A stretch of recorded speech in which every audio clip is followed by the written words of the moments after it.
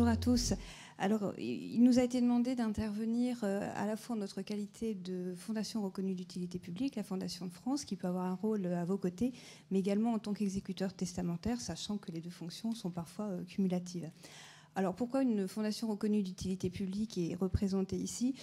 Tout simplement parce que par année, il faut savoir qu'il y a environ 5500 dossiers de legs qui sont instruits par les préfectures.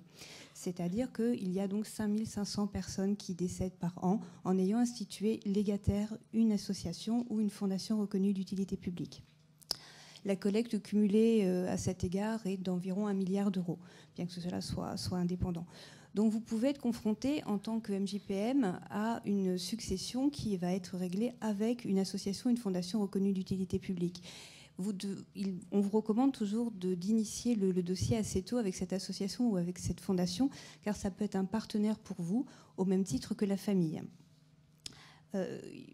Les personnes qui instituent légataire universel, une association, une fondation, sont souvent des personnes qui ressemblent énormément aux personnes dont vous avez la protection, puisque souvent ce sont des personnes qui sont seules, qui sont sans famille, et donc votre rôle auprès d'eux, de leur vivant, on va pouvoir prendre la suite à partir du décès. On peut agir en tant que successeur de la personne, mais également en tant qu'exécuteur testamentaire. La personne qui est exécuteur testamentaire est celle qui est désignée par un défunt dans son testament afin qu'elle veille à la bonne exécution de ses volontés. Et à ce niveau-là, en pratique aussi, on peut être donc à vos côtés dans la mesure où la personne qui a fait son testament peut nous avoir rencontrés de son vivant. Cela se fait de plus en plus.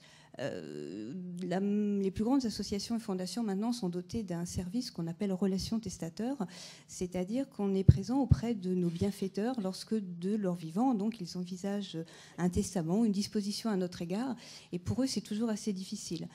Vous verrez cet après-midi, vous rencontrerez des notaires qui vous exprimeront, je pense, les mêmes choses que lorsqu'on décide d'établir son testament. On a pris conscience, vous avez peut-être trouvé ça idiot, mais on a pris conscience qu'on allait mourir.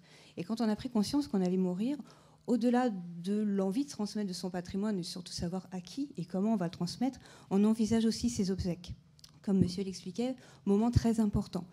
Donc quand nous sommes amenés à rencontrer un bienfaiteur, il va envisager évidemment la transmission de son patrimoine, son acte de générosité, de philanthropie, les belles choses que nous pourrons faire après pour lui, ou en tout cas en son nom, mais également le plus crucial pour lui souvent, une fois qu'il aura déterminé, donc en l'occurrence un geste généreux, c'est qu'est-ce qui va se passer dans les jours qui vont suivre mon décès. Est-ce que vous allez vous occuper de mes obsèques? Est-ce que vous allez m'enterrer? Est-ce que vous allez vous occuper de mon chien également qui va peut-être me survivre?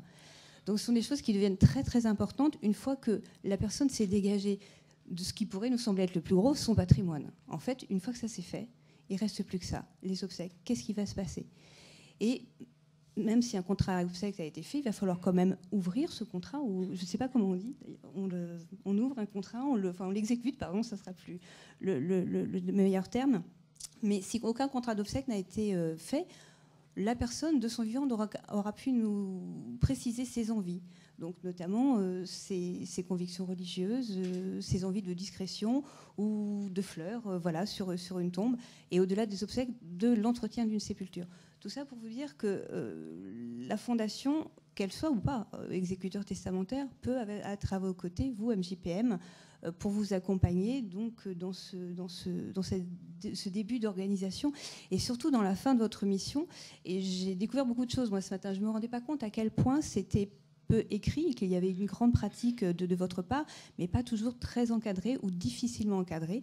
Donc sachez qu'une association, une fondation reconnue d'utilité publique, au même titre qu'une famille, peut être à vos côtés, parce qu'elle aussi, elle a rencontré le bienfaiteur, et peut-être à un moment où il avait des conditions physiques et voire intellectuelles meilleures en plus.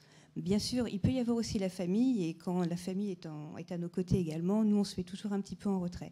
Mais si c'est nécessaire, on peut prendre les rênes. On en a les compétences et surtout le personnel. Voilà.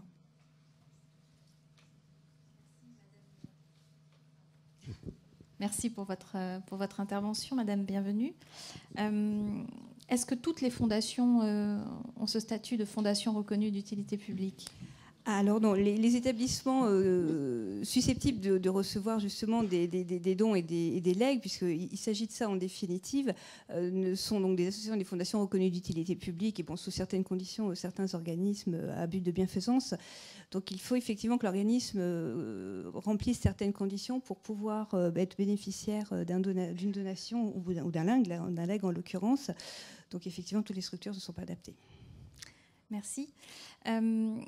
Quelle est dans votre pratique les demandes parfois peut-être un peu originales dans votre pratique d'exécuteur testamentaire? Qu'est-ce que vous avez pu être amené à faire?